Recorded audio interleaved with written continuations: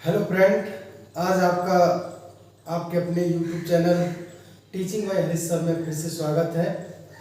जैसा कि आप लोगों को हम बता रहे थे कि चैप्टर फर्स्ट चल रहा था और उसमें वास्तविक संख्याएं। आज हम आपको एक्सरसाइज शुरू करने जा रहे हैं। देखिए, इसमें एक्सरसाइज में जो न्यू मैथ है तो उसमें 1.1 ही एक्सरसाइज है और जो ओल्ड मैथ है उसमें 1.2 एक्सरसाइज है, क्योंकि जो ओल्ड मैथ में 1.1 एक्सरसाइज थी वो उसे डिलीटेड कर दिया गया है। तो देखिए, इस एक्सरसाइज का पहला क्वेश्चन पर चलते हैं। पहला क्वेश्चन है कि निम्न संख्याओं को अभाज्य गुणनखंड के रूप में व्यक्त कीजिए। यानी जो भी संख्या दे रखी है इनको हमें अभाज्य गुणनखंड के रूप में लिखेंगे। तो देखिए, आप लोगों ने देखा होगा कि अभाज्य गुणनखंड क्या होते हैं। आप लोगों ने छोटी क्लासेस में एलसीएम लेना सीखा होगा और हमने भी आप लोगों को बताया था कि एलसीएम कैसे लिया जाता है। तो इसका पहला जो क्वेश्चन है इसको सॉल्व करते हैं। जैसे 140 है, 140 संख्या को सबसे पहले 2 से डिवाइड करेंगे। 2 7 जा 14, यहाँ पर 0, फिर 2 से 2 3 जा 6, 1 बचा और 0, 2 5 जा 10। इसके बाद 35 है, इसको 3 से नहीं जाएगा तो 5 से देखेंगे। 5 7 जा 35, फिर 7 से 7 1 जा 7। यानी कि 140 को हम क्या लिख सकते हैं, इसको जो अभाज्य गुणनखंड के रूप में व्यक्त करेंगे वो 2 की पावर 2 इंटू 5 इंटू 7। क्योंकि यहाँ पर 2 टाइम आया है इसलिए 2 की पावर 2 करेंगे और यहाँ पर 5 इंटू 7। तो ये जो रूप होता है ये अभाज्य गुणनखंड के रूप में होता है। इसके बाद संख्या देखिए, दूसरी संख्या देते हैं। थर्ड क्वेश्चन है इसका 3825 यानी 3825। इसके भी हम अभाज्य गुणनखंड करते हैं। तो अभाज्य गुणनखंड कैसे करेंगे, इसमें सबसे पहले देखेंगे कि जब 5 आ रहा है 3 से डिवाइड। देखिए, 3 से डिवाइड सीखने के लिए क्या करेंगे, इस पूरी संख्या की डिजिट का योगफल कर लीजिए। 8 और 3 11 और 2 13, 13 और 5 18, यानी 3 से हमारा डिवाइड जाएगा क्योंकि 18 3 से डिविजिबल है तो पूरी संख्या भी 3 से डिविजिबल होगी। तो 3 से करेंगे। 3 1 जा 3, 3 2 जा 6, 3 2 बचा, 3 7 जा 21 और 3 5 जा 15। फिर 3 से जाएगा, 3 4 जा 12, 3 2 जा 6, 3 5 जा 15।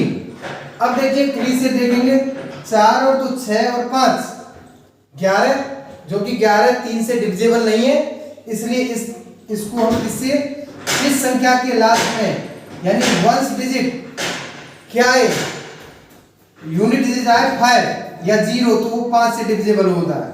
तो 5 से 5 अट्ठे 40, इसके बाद 5 अट्ठे 40 का 5 25 यानी कि 85। इसके बाद फिर 5 से 5 एकन 5, 5 सत्ते 35, फिर 17 का जाएगा, 17 1 जा 17। यानी कि ये जो सभी डिजिट्स हैं ये आपकी आवाज है, आवाज संख्या। तो इस संख्या के जो आवाज गुणनखंड क्या होंगे, 3 की पावर 2 क्योंकि यहाँ पर 3 2 है। इसके बाद 5 की पावर 2, यहाँ पर 5 2 है इंटू 70। ये संख्या आपको अभाज्य गुणनखंड के रूप में व्यक्त होती है। इसी प्रकार आप इन सभी संख्याओं के भी अभाज्य गुणनखंड कर सकते हैं, तो ये आप खुद करेंगे। इसके बाद आपका सेकंड क्वेश्चन है। सेकंड क्वेश्चन है कि दो संख्याओं का गुणनखंड, दो संख्याओं का गुणनखंड बराबर होता है एलसीएम मल्टीपल एलसीएम, यानी एलसीएम और एचसीएफ के मल्टीपल के बराबर होता है। तो इसमें देखिए पहला क्वेश्चन, जैसे मान लीजिए 26 और 91 है, ये दो संख्याएं 26 और 91 संख्या है।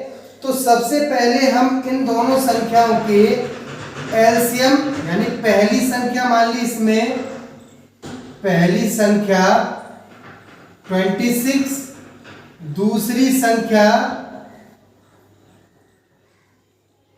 91।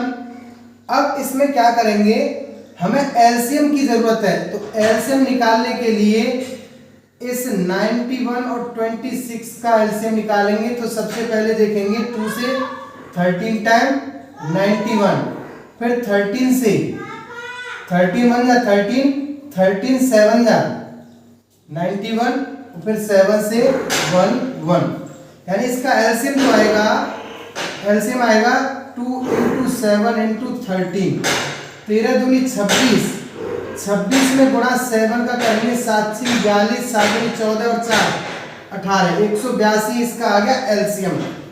एलसीएम कितना आ गया 182। अब हमें इसका निकालना है एचसीएफ। तो एचसीएफ कैसे निकलेगा, 26 और 91 में ऐसी एक संख्या लेंगे जिसमें केवल एक का ही डिवाइड जाए, पूरी एक संख्या। इसमें देखिए 13 से जा रहा, 13 दूनी 26, 13 सत्ती 91।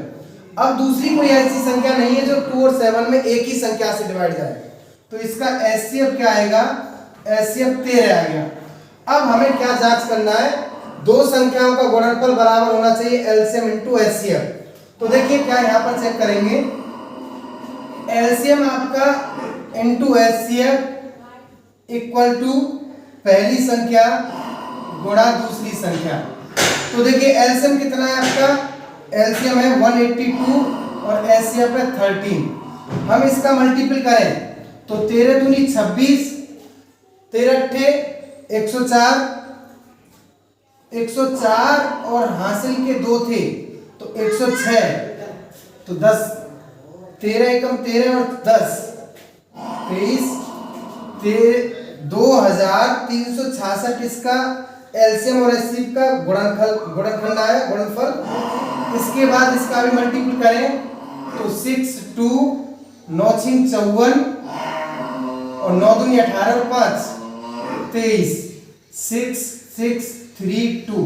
यानी हम यहाँ पर देखते हैं कि दोनों का जो भी रिलेशन है वो इक्वल आता है, यानी एलसीएम और एचसीएफ का गुणनफल बराबर है पहली संख्या गुणा दूसरी संख्या का गुणनफल। तो इस तरह से इसमें हमने आप लोगों को ये सेकंड क्वेश्चन तक समझाए। सेकंड क्वेश्चन इसी प्रकार से है, बाकी सारे क्वेश्चन आप करेंगे। जैसे आपका देखिए एक क्वेश्चन इसका सेकंड और है, इसका सेकंड क्वेश्चन क्या है कि 17 23 और 29। अब हम सबसे पहले इसमें ये देखेंगे कि तीनों संख्याएं अभाज्य गुणनखंड दिखाई दे रही हैं, अभाज्य संख्या दिखाई दे रही है। 17 भी अभाज्य है, 23 भी अभाज्य है, 29 भी अभाज्य है, क्योंकि इसके गुणनखंड केवल 1 और सेल्फ है।